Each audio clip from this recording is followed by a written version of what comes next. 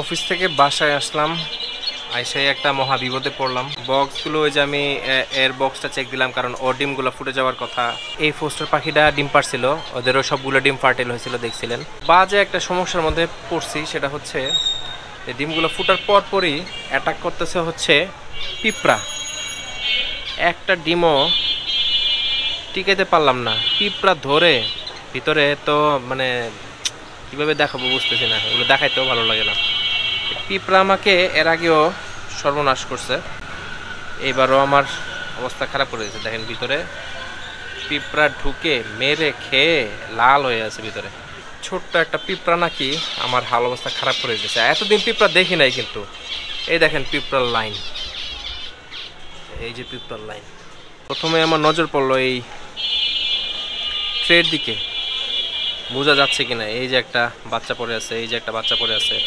আসলে এগুলো পিঁপড়া কামড়াচ্ছিল, তো হয়তোবা মা বাবা বাঁচানোর জন্য হয়তোবা বেরও করে ফেলছিল। ভালো লাগে না ভাই, পাখি পালা এত সহজ না। অনেকে যারা মনে করেন যে দেখে দেখে পাখি পেলে ফেলবেন, এতটাও সহজ না। যাই হোক, কিছু করার নাই, আসলে এমনটা হয়। এখন এর প্রতিকার আমার বের করতে হবে। এই পিঁপড়াগুলো আসলে ওই সফটফুডটা দিলেই, যেদিনে সফটফুড দেওয়া হয় তখনই এই পিঁপড়ার আক্রমণটা শুরু হয়। আসসালামু আলাইকুম সবাইকে, আশা করি সবাই ভালো আছেন। নতুন আরেকটি ভিডিওতে আপনাদের সবাইকে স্বাগতম। আচ্ছা, আপনাদের পছন্দের বার্ডস ব্যালকনিতে।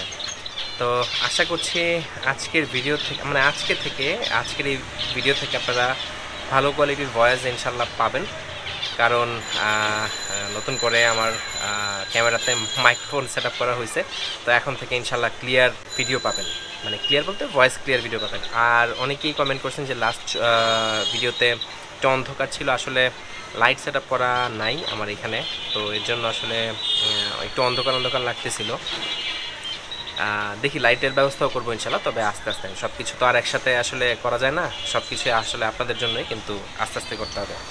আর কালকে, আজকে হচ্ছে ফ্রাইডে, কালকে আমরা দেখছিলাম যে আমার ডিম বাচ্চাগুলোর অবস্থা খারাপ হয়ে গেছে পিঁপড়ার কারণে। এই পিঁপড়ার আক্রমণ একটা খুব ভয়ঙ্কর একটা ব্যাপার। এটা অনেকে আমাকে ইভেন কমেন্টও করছিলেন।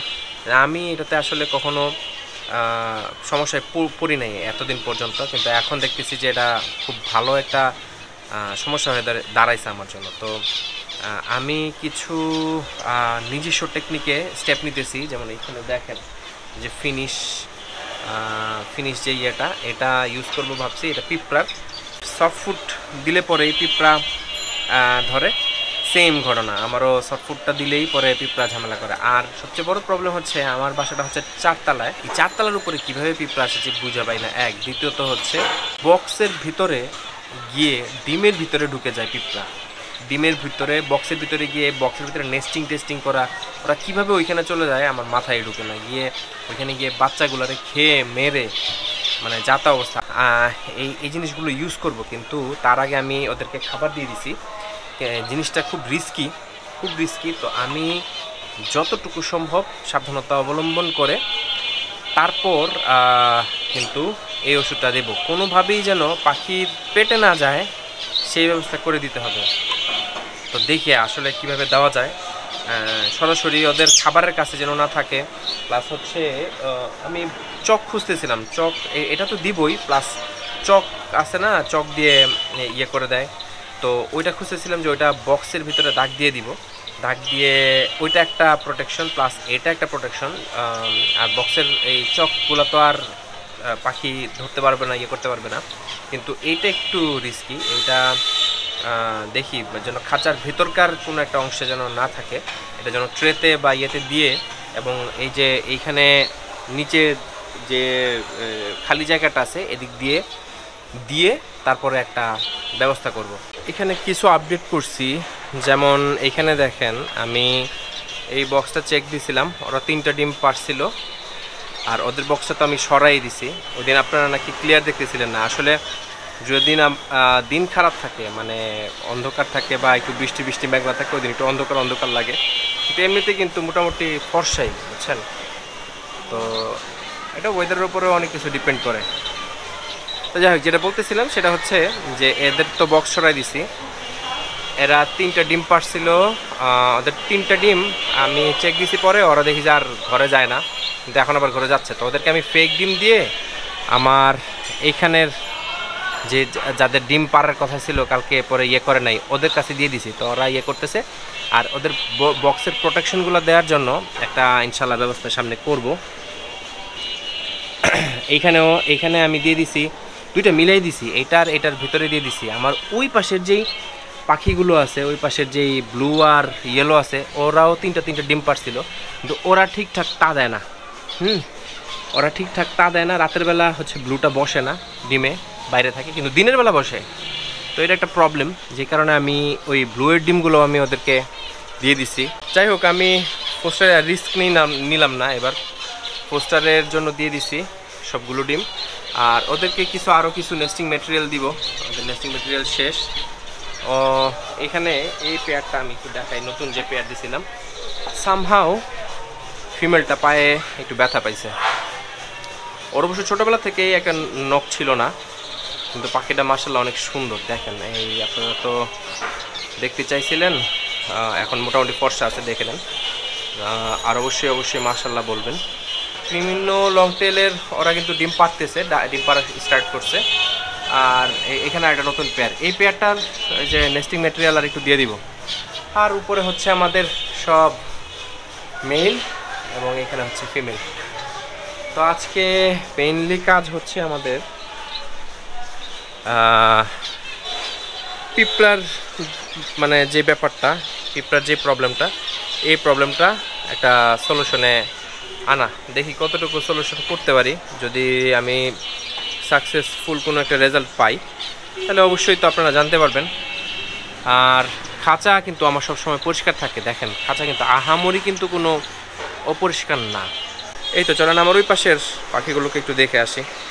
এই যে দেখেন, এইখানে এই ইয়েলোটার ডিমগুলো আমরা নিয়ে গেছি।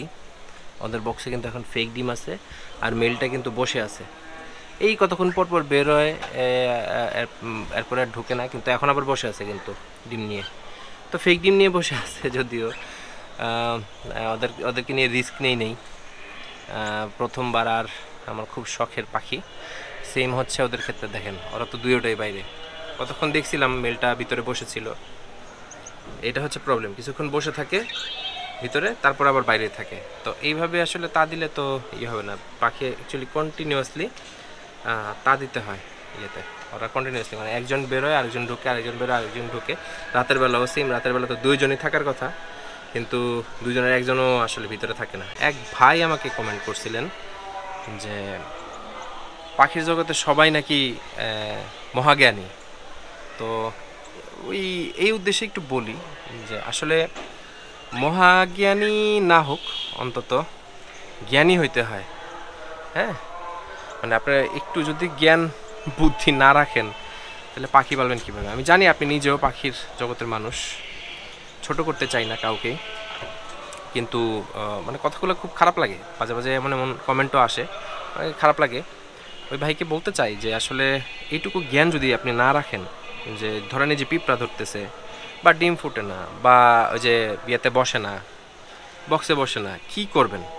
হ্যাঁ, তো এগুলো তো কেউ ধরেন, এগুলো তো প্রাতিষ্ঠানিক কোনো শিক্ষা নাই। আমরা অন্যদের কাছ থেকে দেখি, আমরা নিজেরা অ্যাপ্লাই করি, দেখি যদি সাকসেসফুল হই তাহলে তো আলহামদুলিল্লাহ। আর আমি সাকসেসফুল হইলে, আমি যেটাতে সাকসেসফুল হই সেইটাই আসলে আমি শেয়ার করি। তো মহাজ্ঞানের কিছু নাই, অন্তত যেটুকু আপনি জানেন সেইটুকু মানুষের কাছে স্প্রেড করার ট্রাই করবেন।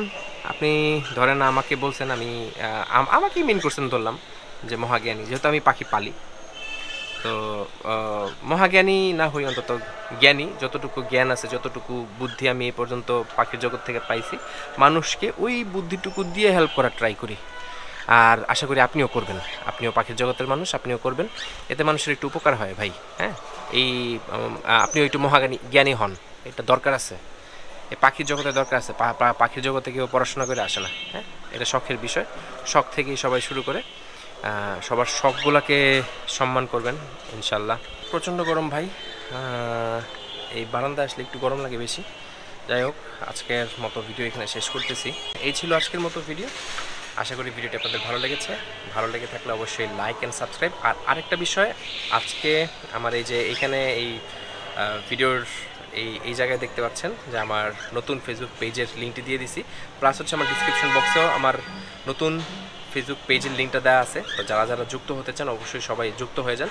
কোনো কিছু জানার থাকলে বা মানে বলার থাকলে অবশ্যই আমার ওই ফেসবুক পেজের যে মেসেঞ্জার আছে সেখানে গিয়ে চাইলে বলতে পারেন।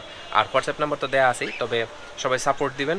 ফেসবুক পেজটা আমার আগেরটা যেহেতু মানে নষ্ট হয়ে গেছে, নষ্ট হয় নাই, ওটা অ্যাকচুয়ালি আমার অ্যাক্সেস হারাই গেছে। যাই হোক, যেটাই হয়েছে না হয়েছে, আমার নতুন আপনাদের জন্য আরেকটা পেজ খোলা ট্রাই করছি। এখন আপনাদের সাপোর্ট ছাড়া কিন্তু ওটা কোনোভাবে আগানো পসিবল না। তো ডিসক্রিপশন বক্সে আমার নতুন ফেসবুক পেজের লিঙ্ক দেওয়া আছে, সবাই গিয়ে অবশ্যই একটা লাইক বা ফলো অবশ্যই দিয়ে আসবেন। তো আজকের মতো ভিডিও এটুকুই ছিল। সবাইকে পরবর্তী ভিডিও দেখার আমন্ত্রণ জানিয়ে আজকের মতো বিদায় নিচ্ছি। সবাই সুস্থ থাকবেন, ভালো থাকবেন, বার্ডস ব্যালকনির সাথে থাকবেন। খোদা হাফেজ।